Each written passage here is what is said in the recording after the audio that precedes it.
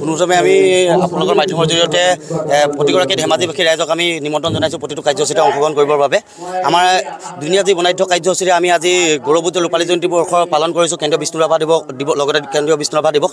গতিকে আমি আজি বিভিন্ন ধৰণৰ কাৰ্যসূচী আছে। ইতিমধ্যে পতাকা উত্তোলন, বৃক্ষৰোপণৰ পৰা আৰম্ভ কৰি সামৰিক চাফাই হৈ গৈছে।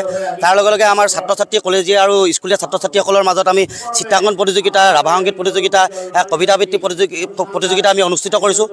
তাৰ পাছতে আমাৰ এখনি নাটক, বৰদলৈ শিল্পী সমাজে এখনি নাটক পৰিৱেশন কৰিব, যি সত্ৰৰ যজ্ঞ নামেৰে এখন নাটক পৰিৱেশন কৰিব।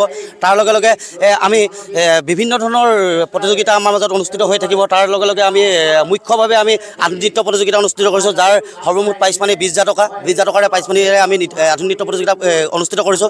তাৰপিছতে কাইলৈ আমাৰ এখন খুব ধুনীয়া এখন আমাৰ মুকলি সভা আমি ব্যতিক্ৰমভাৱে অনুষ্ঠিত কৰিব বিচাৰিছোঁ, য'ত উপস্থিত থাকিব বিষ্ণু ৰাভাদেৱৰ কনিষ্ঠতম পুত্ৰ পৃথিৱীদাস ৰাভা উপস্থিত থাকিব। তাৰ লগে লগে আমাৰ সন্মানীয় বিধায়ক তথা কেবিনেট মন্ত্ৰী ৰণোজ পেগু ডাঙৰীয়া উপস্থিত থাকিব। সমল ব্যক্তি হিচাপে বিভিন্ন কেইগৰাকী ব্যক্তি উপস্থিত থাকিব আৰু লগতে নিৰ্দিষ্ট বক্তা হিচাপে আমাৰ প্ৰণতি দেৱী শৰ্মা বাইদেউ উপস্থিত থাকিব।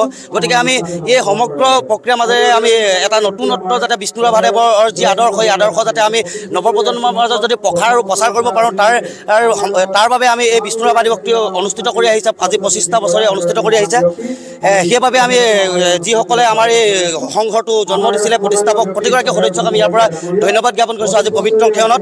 আৰু লগে লগে আমাৰ যি সাংস্কৃতিক সন্ধিয়া অনুষ্ঠান অনুষ্ঠিত হ'ব, এই সাংস্কৃতিক সন্ধিয়া অনুষ্ঠানত যি প্ৰবীণ শিল্পী তথা অনাতাঁৰ শিল্পী লোকনাথ গোস্বামী ডাঙৰীয়াই গীত পৰিৱেশন কৰিব। গতিকে আমি সমগ্ৰ ৰাইজক আমি ইয়ালৈ নিমন্ত্ৰণ জনাইছোঁ।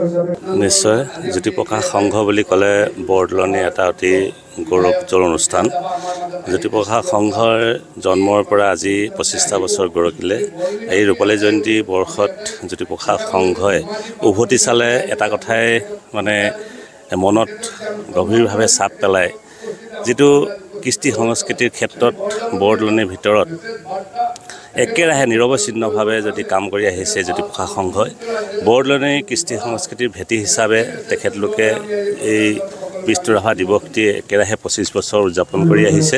আৰু এই উদযাপনৰ ফলত আমাৰ বৰদলনিৰ যিসকল কৃষ্টি সংস্কৃতিত জড়িত ব্যক্তি, এই ব্যক্তিসকলৰ পৰা অনুপ্ৰেৰণা পাই আজি নতুন প্ৰজন্মই এটা সংস্কৃতিৰ বাতাবৰণ দেখিবলৈ পাইছে। আৰু ইয়াৰ ফলত আমাৰ এই বৰদলনিৰ পৰা বিভিন্নজন ব্যক্তি বা বিভিন্নজন শিল্পী অসমৰ বিভিন্ন প্ৰান্তত এতিয়া সিঁচৰিত হ'বলৈ সক্ষম হৈছে। ঘাট প্ৰতিযোগিতাৰ মাজেৰে আমি 25টা বৰ্ষত ভৰি দিলোঁহি। আৰু এই 25টা বৰ্ষৰ যি ৰূপালী জয়ন্তী বৰ্ষ আছে, ৰূপালী জয়ন্তী বৰ্ষৰ এই মুহূৰ্তত নিশ্চয়কৈ দেখিছে যে 25খন পতাকা উত্তোলন হৈছে। আৰু এই 25খন পতাকা উত্তোলন হোৱাৰ পিছতে আমাৰ চিত্ৰাংকন প্ৰতিযোগিতা আছে, আৰু কবিতা আবৃত্তি আছে, নৃত্য প্ৰতিযোগিতা আছে, সংগীত প্ৰতিযোগিতা আছে, ৰাভাদেৱৰ ওপৰত আমাৰ নৃত্য হ'ব। গতিকে তাৰ সমান্তৰালভাৱে আমাৰ ইয়াতে উপস্থিত থাকিব কালিলৈ শিক্ষামন্ত্ৰী ডক্টৰ ৰণোজ পেগু, আৰু পৃথিৱীদাস ৰাভা থাকিব, আৰু অনাতাঁৰ শিল্পী গোস্বামী ডাঙৰীয়া থাকিব। গতিকে আমি সকলো ৰাইজক এই মুহূৰ্তত এই অনুষ্ঠানৰ পৰা আমি তেওঁলোকক ইয়াৰ শুভাকাংক্ষী হ'বৰ কাৰণে আমি তেওঁলোকক আশীৰ্বাদ বিচাৰিছোঁ। লগতে ধন্যবাদ জ্ঞাপন কৰিছোঁ যে যিসকল ব্যক্তিয়ে এই মুহূৰ্তত তেওঁলোকে আমাৰ এই অংশগ্ৰহণত যথেষ্ট সহযোগ কৰিলে।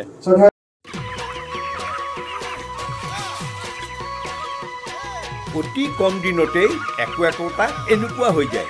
মই যে বিয়মৰ দানা খুৱাওঁ, আপোনালোকক বিয়মৰ দানা খুৱাওক আৰু কম দিনতেই অধিক মুনাফা লাভ কৰক।